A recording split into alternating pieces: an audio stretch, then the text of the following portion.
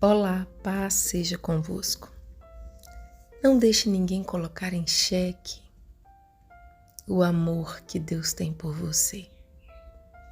Não importa as nossas decisões e as nossas atitudes, nada mudará o amor de Deus por nós. Na verdade, somos nós que decidimos a distância que ficamos desse amor na medida que nós decidimos realmente por opções que não nos permitem desfrutar desse amor ou nos permitem, né? Então, somos nós que decidimos a distância desse amor. Mas não deixe ninguém falar contra esse amor. Você é amado e você é amada, e essa é a segurança que você precisa para avançar. Use as armas de Deus. Mateus capítulo de número 14. Por aquele tempo, Herodes, o tetrarca, ouviu os relatos a respeito de Jesus e disse aos que o serviam: Este é João Batista. Ele ressuscitou dos mortos, por isso estão operando nele poderes milagrosos.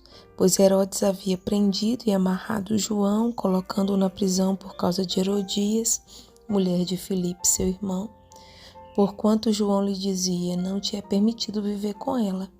Herodes queria matá-lo, mas tinha medo do povo, porque este o considerava profeta. No aniversário de Herodes, a filha de Herodias dançou diante de todos e agradou tanto a Herodes, que ele prometeu sob juramento dar-lhe o que ela pedisse. Influenciada por sua mãe, ela disse: Dá-me aqui num prato a cabeça de João Batista. O rei ficou aflito, mas por causa do juramento e dos convidados ordenou que lhe fosse dado o que ela pedia e mandou decapitar João na prisão.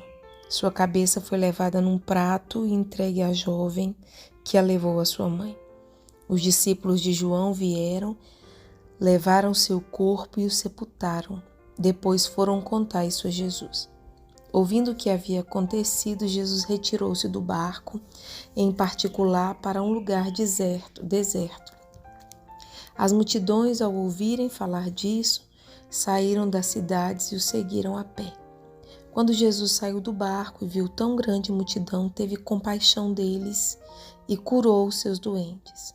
Ao cair da tarde, os discípulos aproximaram-se dele e disseram: Este é um lugar deserto e já está ficando tarde. Manda embora a multidão para que possam ir aos povoados comprar comida. Respondeu Jesus: Eles não precisam ir. Deem-lhes vocês algo para comer. Eles lhe disseram: Tudo o que temos aqui são 5 pães e 2 peixes. Tragam-nos aqui para mim, disse ele, e ordenou que a multidão se assentasse na grama. Tomando 5 pães e 2 peixes e, olhando para o céu, deu graças e partiu os pães. Em seguida, deu-lhes aos discípulos e estes à multidão. Todos comeram e ficaram satisfeitos, e os discípulos recolheram 12 cestos cheios de pedaços que sobraram. Os que comeram foram cerca de 5.000 homens, sem contar mulheres e crianças. Logo em seguida, Jesus insistiu com os discípulos para que entrassem no barco e fossem adiante dele para o outro lado enquanto ele despedia a multidão. Tendo despedido a multidão, subiu sozinho a um monte para orar. Ao anoitecer, ele estava ali sozinho, mas o barco já estava a considerável distância da terra, fustigado pelas ondas porque o vento soprava contra ele. Alta madrugada, Jesus dirigiu-se a eles andando sobre o mar. Quando o viram andando sobre o mar, ficaram aterrorizados e disseram: É um fantasma! E gritaram de medo. Mas Jesus imediatamente lhes disse: Coragem, sou eu, não tenham medo. Senhor, disse Pedro, se és tu, manda-me ir ao teu encontro sobre as águas.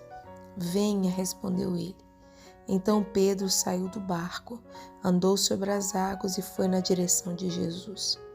Mas quando reparou no vento, ficou com medo e, começando a afundar, gritou: Senhor, salva-me!